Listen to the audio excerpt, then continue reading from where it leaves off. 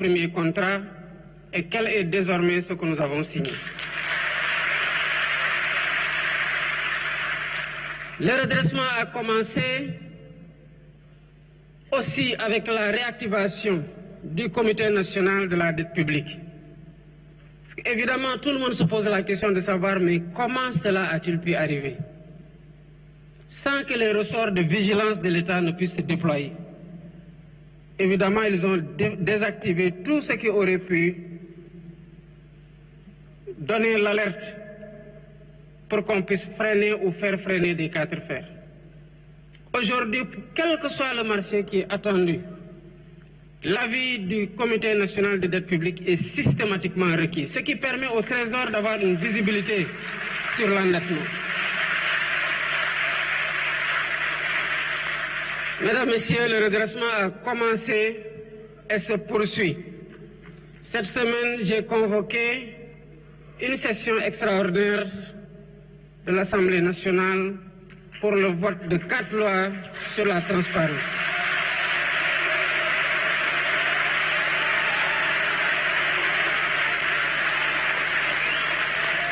Mesdames, Messieurs, je vous invite à vous approprier ces lois. Ça fait une année que nous travaillons sur ces lois pour nous assurer d'avoir le meilleur dispositif de lutte contre la corruption et de promotion de la bonne gouvernance. Et vous le verrez, peut-être que vous partagerez mon sentiment. Et Dieu sait que j'ai été particulièrement exigeant. Je suis très satisfait.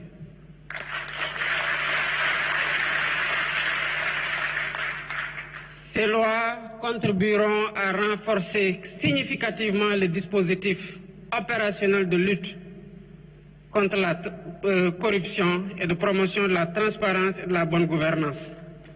Et ces lois constitueront un rempart sûr contre les prévarications de toutes sortes. Il appartiendra au peuple sénégalais d'en être la vigie pour l'application systématique des dispositions qui seront retenues. Comme vous le savez, la reddition des comptes aussi se poursuit. Vous avez vu, l'Assemblée nationale fait son travail, la justice fait son travail dans la sérénité. Et ce travail se poursuivra dans la sérénité.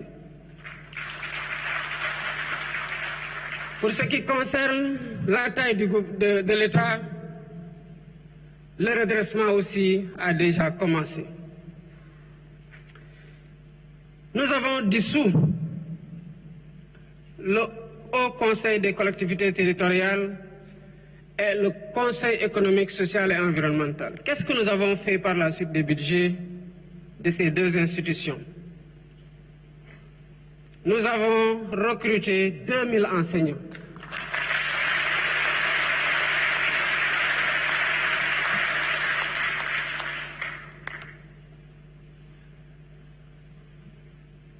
Mais c'est parce qu'on a dissous le Haut Conseil des collectivités territoriales que nous nous sommes rendus que l'immeuble qui abritait le Haut Conseil a été acquis par l'État depuis 2014. Mais l'État a continué de 2014 à 2024 à payer des loyers sur le même immeuble qu'il appartient.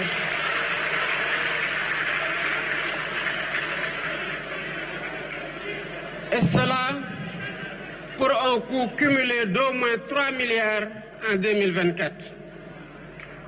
Si nous n'avions pas dissous le Haut Conseil des collectivités territoriales, l'État allait continuer ad vitam aeternam à payer des loyers sur le même immeuble qui lui appartient depuis 2014. C'est ça le redressement.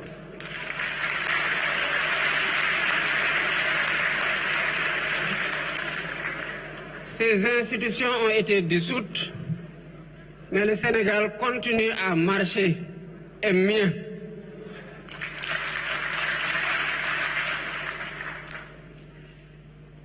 Nous sommes donc en train de faire ce qui nous revient de faire, un gouvernement responsable, soucieux des difficultés qu'endure le peuple sénégalais, et ayant à cœur d'y apporter les solutions les plus immédiates. Mais ce que nous attendons du peuple sénégalais, c'est de comprendre que nous devons compter d'abord sur nous-mêmes pour nous sortir de ces difficultés.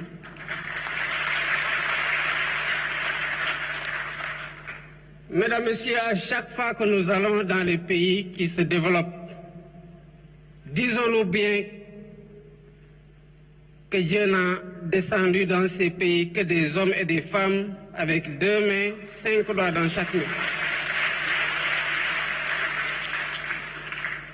Et c'est les filles et les fils de ces pays qui ont bâti ces pays que nous envions aujourd'hui. J'ai eu ici hier un invité d'honneur lors de la consécration des meilleurs élèves de notre école. Nous partageons tous, je le pense, la même conviction après avoir assisté à la décoration de M. Pape Nathan Goubaye. C'est qu'avec de la volonté, nous pouvons déplacer des montagnes. Et si un Sénégalais l'a fait, c'est parce que cette ressource se trouve en chacune et en chacun d'entre nous. Nous sommes en mesure de redresser la situation et nous avons déjà commencé à la redresser. Il n'y a qu'à poursuivre et à consolider les efforts en cours et Inch'Allah, tout ira très bien.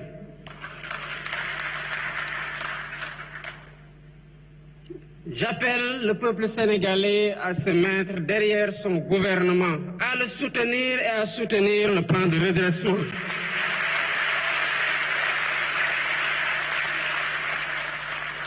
Les bénéfices de ce plan iront déjà au peuple. Ils vont déjà au peuple. Par le recrutement, je l'ai dit tantôt, de 2000 enseignants.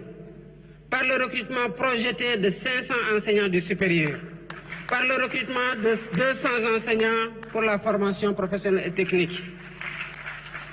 Et tous ces enseignants prennent en charge qui? Nos enfants. C'est ça le bénéfice du redressement, entre autres. Je passerai sur les autres impacts que le Premier ministre a brillamment exposés et conclure pour dire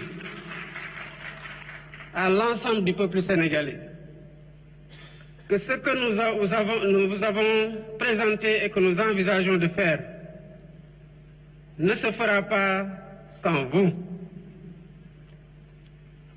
Il se fera pour vous. Il se fera avec vous.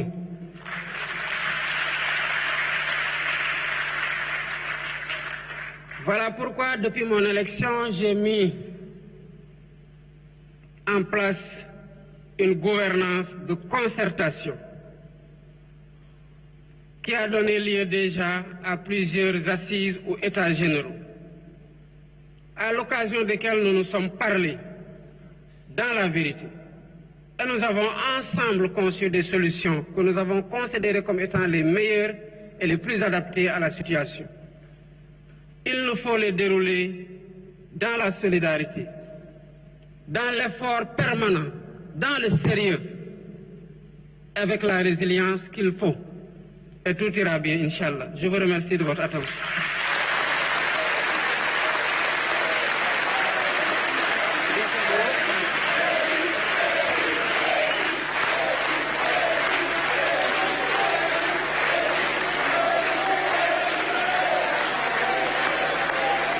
Voilà, mesdames et messieurs, donc l'excellente communication du président de la République, son Excellence Monsieur Bassirou Diomaye Faye, très ovationné ici donc par le public venu nombreux ce matin au Grand Théâtre National et qui est accompagné par le Premier ministre Ousmane Sonko et le protocole présidentiel. La communication a été extrêmement importante du chef de l'État. Il a rappelé les fondamentaux et notamment depuis son accession à la magistrature suprême, le constat qui a été fait et tout. Donc véritablement, il a ratissé large avant d'en arriver à ce plan de redressement. Il a donné le pourquoi. C'est important ce rappel historique. Oui, exactement.